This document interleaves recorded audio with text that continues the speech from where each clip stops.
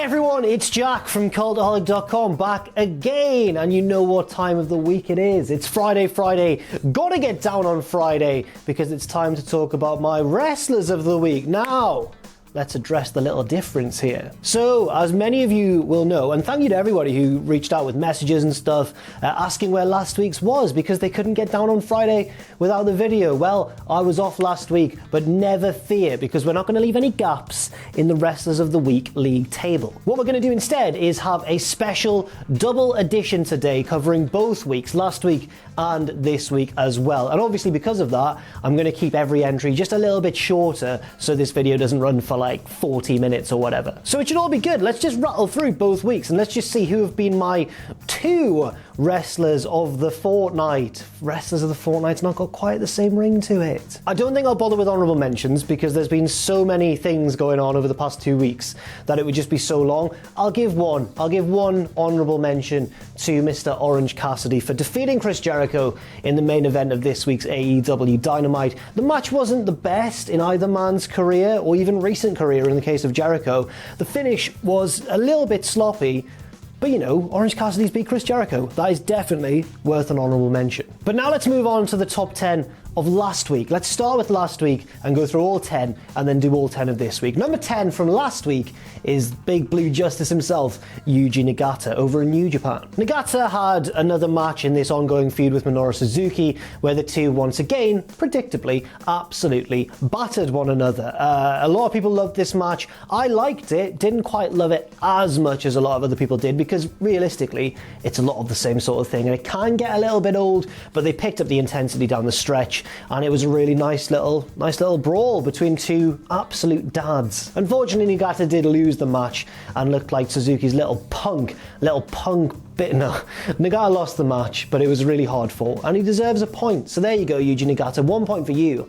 on Wrestlers of the Week. Now let's go to Pro Wrestling Noah and talk about a man who's been fantastic over the past sort of 4 years or so. I was first aware of him popping up in the G1 Climax in New Japan in 2017, I want to say, maybe 2016. It's Katiko Nakajima. He had a great match in Pro Wrestling Noah's Departure event, day one of the Departure event against Keno, where he put his GHC National Championship on the line. What's the National Championship?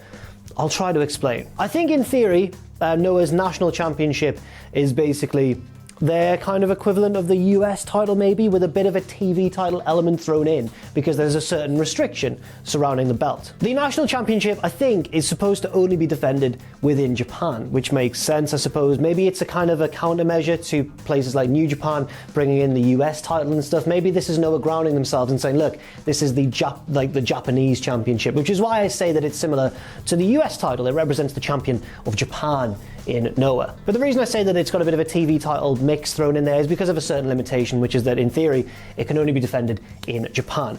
Nakajima defended it, you know, lost it, which is why he's not much higher on this list, but it was a good match though. Nakajima is great with the kicks, he's great with the strikes, but he's also great at just putting together a solid, epic Japanese style wrestling match, and we love to see that sort of thing in Wrestlers of the Week. So well done, Nakajima, 2 points for you. Number 8 last week was, oh, this is going to get weird. It's Darby Allen. Last week on Dynamite, the big match was, of course, the AEW World Title match between Jon Moxley and Darby Allen. Darby Allen obviously was the huge underdog going into this. I think we'd have all been very, very surprised if he'd picked up the victory. But AEW's booking meant there was a little glimmer of hope for Darby Allen thrown in there. That's because, of course, MJF is angling to become the next AEW World Champion. He's really solidified his status as the next big #1 contender, and he was keeping a very close eye on this match. Despite all of his talk and all of his hustle and bustle, he's an awful heel, and he obviously wants to face Darby Allen because Jon Moxley looks in unbeatable form at the moment. So, of course, MJF got involved towards the end of the match. Wardlow distracted the ref, MJF grabbed the belt and clocked Moxley with it, and it looked for a split second like Darby Allen was about to win with the coffin drop on his downed opponent, but then Jon Moxley kicked out. And from there, it was obviously Jon Moxley's match to win, which he did, choking out Darby Allen, but Darby Allen looked like an absolute hero in the process, being very defiant while locked in the chokehold, flipping the middle finger, and just, you know, generally being very Darby Allen. about the whole thing. Last week's number 7, let's move swiftly on, is Menorah Suzuki. Don't have much more to say about Suzuki because I've already talked about his match with Yuji Nagata, but is Suzuki the best wrestler in the world over the age of 50 right now? Is he even over the age of 50? Let me just check that for a second. Right, it's gone a bit wrong. I've googled Menorah Suzuki by accident, who is apparently a Japanese voice actor. That's not him. Here he is, Menorah Suzuki, Japanese professional wrestler, 52 years old, 52. He was born in 1968. Wow, is he the best 50 plus wrestler in the world today? I'm not sure. Decide for yourselves, and I'll just stay out of it. Last week's number 6 was Jon Moxley retaining the AEW World Championship over Darby Allen. Great stuff there. Great to see from Jonathan Q. Moxley. I'm really looking forward to this impending match against MJF. I wonder what's going to happen. I wouldn't be too surprised maybe if MJF actually did beat Moxley and become the new AEW World Champion. That would be a very bold move from AEW, of course, because the only 2 champions so far have been Jericho and Moxley, 2 massive figures from WWE. But then if they put the belt on a real AEW guy in MJF, I think that would be very interesting, and I'd be very interested to see where it went from there. But then again, of course, it could just be, another big roadblock in the way of Moxley's very eventful title reign, such as, the likes of Brody Lee, for example, or Brian Cage. MJF's obviously a very different customer because he's more sneaky and heelish rather than just brute strength. So yeah, I'm gonna watch that very closely and be very interested to see who picks up the win. Number 5, we mentioned that Nakajima lost his GHC national title in Noah to Keno. Keno was last week's number 5. Keno is a wrestler who, oh my god, he caused me a lot of trouble. He did. It wasn't even his fault. I've never met him. I've seen him wrestle live once against Chris Ridgway in London, but he just got me in so much bother. I accidentally once in a video, maybe in a Wrestlers of the Week actually, said that Keno was from I think I said he was from Dragon Gate by accident, but he was from Noah.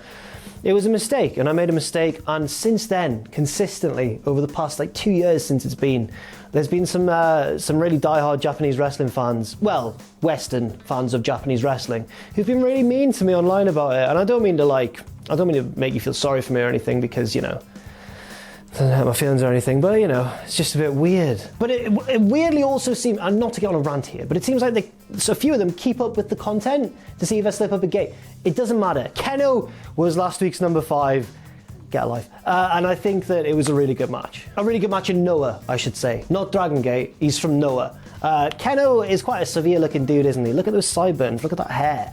And now he is the GHC National Champion. He's been around for a little while. He's not a newbie or anything. I think he's about 35 years old or so, but he is still fully capable of going. In fact, in wrestling, when people reach their 30s, that's often when they come into their own, because they've got the experience with the physical ability still to back it up. But that's not the last we're going to see of Keno in this video. He may have scooped himself some points this week as well in the second portion of this video. Now, let's move on to number 4. Keno had a great match at Departure on night 1 against Nakajima, winning that title, but it was not the best match of that Departure event, because on day 2, we saw an excellent match featuring the man himself, Naomichi Marufuji. Marufuji's been around in Japanese wrestling for a long time in various different promotions and always kills it, absolutely always does fantastically whenever he really steps foot into the ring in a big epic title match, which is exactly what he had last week. He had a big match against Go Jiyazaki, the big world champion of Pro Wrestling Noah, and they delivered an excellent encounter. A lot of people loved this match online. I loved it as well when I checked it out. It was very, very good stuff from both men. And Marufuji just continues to seem innovative in the ring, even though he's older and has been around for a long time. He has some of the best strikes in all of wrestling. He is fantastic at putting different moves together and combinations. Check out his matches if you haven't seen them already. He had a few bangers against Kazuchika Okada in New Japan a few years ago, and he had another one last week against Go Jiyazaki. Marufuji lost the match, but it just galvanizes Go Shiyazaki's reign. I mean, Marufuji is the expert at making his opponent look even better than they are. He did it with Okada a few years ago. He's done it with various different champions in various different Japanese promotions, and he's done it again in Noah against Shiyazaki. Number 3 is Go Shiyazaki, and it really did help galvanize his reign, this win over Marufuji. Not that he needed Marufuji to galvanize his reign. He has been consistently excellent for a little while now, and this reign looks, well, I was going to say it looks pretty unstoppable, but let's keep our eyes on part 2 of this video and see exactly what went down. But yes, if you've never seen Jiyazaki, check him out. He is one of many wrestlers in Japan who is an expert at putting on a long, drawn-out, epic main event title match. And I thought that was it for last week. I thought that was a shoe-in for the best match of the week. I thought those two guys would occupy the top 2 places in the Wrestlers of the Week top 10. But then another match happened in Dragon Gate, and I was pretty blown away. The show was Memorial Gate in Wakayama, and Dragon Gate put on one hell of a main event, with the defending champion being number 2 last week, Naruki Doi. So I was surprised when Doi first became the Open the Dream Gate champion in Dragon Gate, because the lineage of the belt in recent years, when kind of like Pac held the belt and was doing awesome with it, then he left obviously to go to AEW, and then Ben K won it.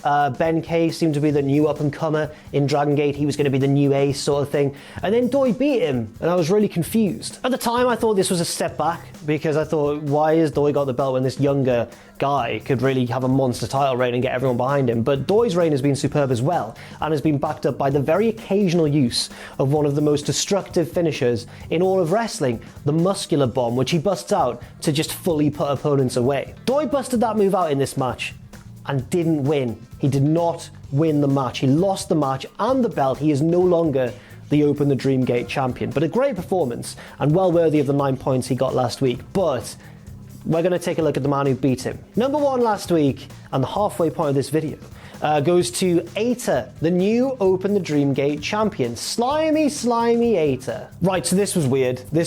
It drew a lot of comparisons to Evil taking the belt from Naito over in New Japan, a title change out of nowhere, and the similarities don't stop there. That's because I think it's fair to say that Eita has never been really a main event level guy. I mean, until 2020 rolled around, which has kind of been his year. But until then, he's never really been at that level. That's not to say he hasn't been good. He's appeared on Wrestlers of the Week before for excellent performances, but usually in the tag division, often, he's a great singles wrestler as well, but I think he's got 5 tag team reigns to his name in Dragon Gate, and now he's their top champion. He won the King of Gate tournament earlier this year, and then went on a bit of a bad run of form, losing matches left, right, and centre, until this title match against Naruki Doi, when he really came in with a game plan and pulled it out of the bag.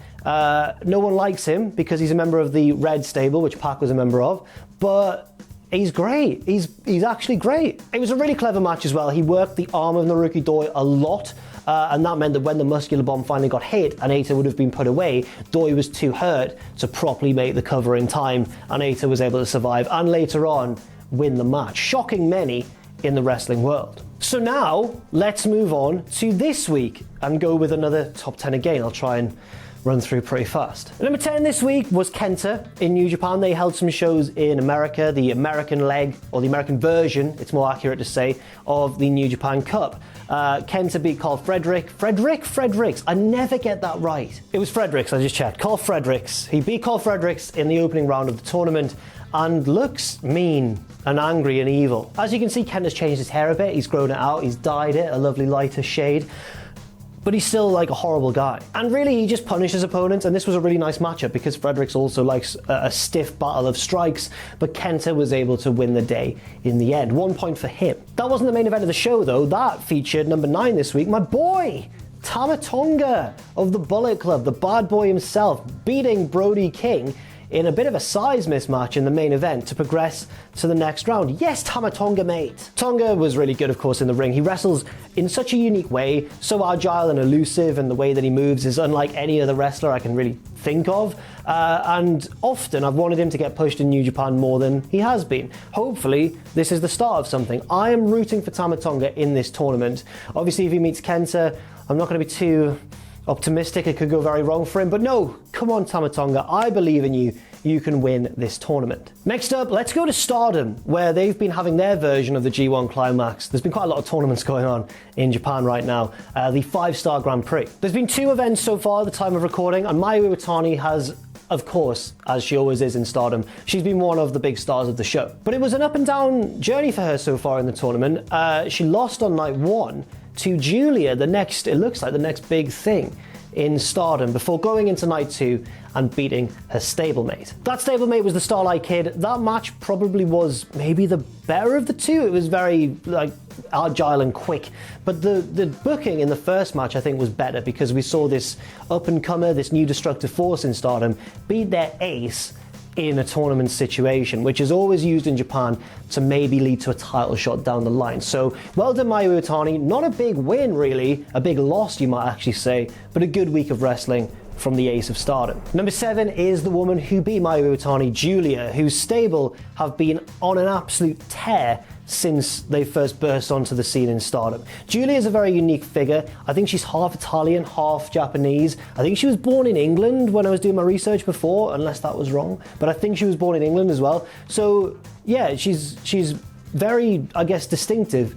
in the Japanese wrestling landscape. And not just because of her background as well, but because of the way she wrestles. She oozes charisma. She's a heel, everyone hates her, but we don't really hate her. I'm a big fan already, and I can't wait to see what she does next. Giulia won the match against Mayu Iwatani on night 1, a monumental victory, probably her biggest since arriving in Stardom. And on night 2, she then lost to her stablemate, which was a bit awkward. Yes, she lost to Himeka, the big heater of the stable, the tallest woman in the stable, and probably in all of Stardom at the moment, I think. And that is genius booking, because just when you think that this Giulia character is going to just run away with everything and be the new unstoppable force of Stardom, she gets beaten by her own underling in her stable, and it leads to a lot more interesting things down the line, I think.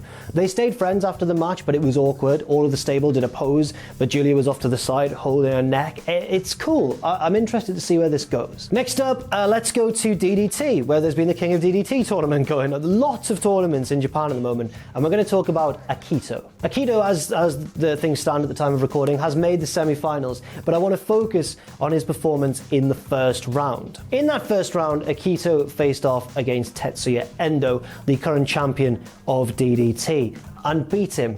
Quite a shocking result in the first round. And Akito has never really been the guy in DDT, but he's had a bit of a resurgence in terms of relevance recently, but I don't think anybody was expecting this, for reasons that I will get into very shortly. But for now, what a performance from Akito, a huge win, and like in the case of Giulia in Stardom, maybe it'll lead to some kind of title shot further down the line. Right, now we're going to go to WWE because we've had too much Japanese wrestling action. We're going to talk about Asuka, so there we go. But Asuka picked up the biggest victory in WWE over the past week, defeating Bayley on Monday Night Raw to secure her title shot against Sasha Banks for the Raw Women's Championship at SummerSlam. So she beat the SmackDown Women's Champion to get a chance to beat the Raw Women's Champion. That's not too much of a shock, is it? Because Asuka was very recently the Raw Women's Champion herself and kind of got screwed out of the belt, didn't she? So we'll see where it goes. Maybe Asuka will beat Sasha at SummerSlam. I was expecting by this point Sasha and Bayley to already have split up and be feuding, but they're together and they hold all the gold. So maybe it's down to Asuka to kickstart that feud. Beating Sasha, maybe Bayley inadvertently gets involved or something, and then it leads to Sasha versus Bayley, the match we all really want to see. But I'd love to see Asuka as Raw Women's Champion again. I didn't enjoy, even though I'm a huge fan of Sasha Banks, I didn't enjoy that title change, and I'm excited to see that get remedied maybe at SummerSlam. Right, number 4, Tetsuya Endo, the big dog of DDT. He's had an up and down tournament journey so far. I've already mentioned that he lost to Akito in the first round. Bit of a shocking result, but it's even more shocking when you learn of the background of Endo's story in this tournament. Prior to the tournament beginning, Endo was calling out Kenny Omega quite a lot. He wanted Kenny Omega because, as champion, if Endo wins the tournament, he doesn't win a title shot, he just gets to choose his challenger, and the guy he wants is Big Kenneth. Now obviously at the moment, with the lockdown and everything going on, it's unlikely that Omega's going to be able to get over to Japan to face him if he does win the tournament. But it's a nice tease, and it could be something that was put off until a later date when Omega could return maybe. I don't know, a lot of different possibilities, but you're thinking, hang on Jack, you've just told us he was eliminated from the tournament anyway. Hold your horses. So he lost the first round to Akito, but then all the losers went into a second chance battle royal to open night 2, and that is where Endo found his way back into the tournament, last eliminating British import Chris Brooks. Then he beat Minoru Tanaka, who has come from outside of the promotion as a guest star of the tournament, and has been awesome, by the way. I'm a big fan of Minoru Tanaka now, to secure his place in the semi-finals, where he is taking on, I believe, the next man we're going to talk about. Oh no, is he taking on T-Hawk? T-Hawk's the other semi-finaler. check out the semi-final brackets online and work it out for yourselves. But the point is that Tetsuya Endo is in the semis. No, wait, he is gonna face the next guy. He's gonna face number 3. I've just checked my notes and I think that's correct. He's gonna face the next guy, Kazu, Sada, Higuchi. Higuchi has arguably been the MVP of the tournament so far. He's had 3 matches, 2 of which were brilliant, and the opening round was kind of a more simple victory for him. He beat Mizuki Watase in the first round pretty straightforwardly, but then main evented the next 2 nights of tournament action. And those 2 opponents were arguably the 2 most dangerous men in the tournament. He beat Harashima, the, I guess, all-time ace of DDT on night 2 in the main event, a great match, and then another great match, possibly an even better one, against the current ace of DDT, if we're not counting Endo, but Konosuke Takeshita. That is big, and it leads to a gargantuan semi-final between Tetsuya Endo and this rising star, this big guy as well, who's been on Wrestlers of the Week before, Higuchi, in a hellacious semi-final. The winner goes on to the final, where they'll face either Akito, the man who beat Endo, or T-Hawk. And the winner of that wins either a title match, or if Endo wins, he gets Kenny Omega, which I don't want to say it's not going to happen, but we'll see. Number 2, he appeared in the earlier portion of this video, and he's appearing again. Number 2 this week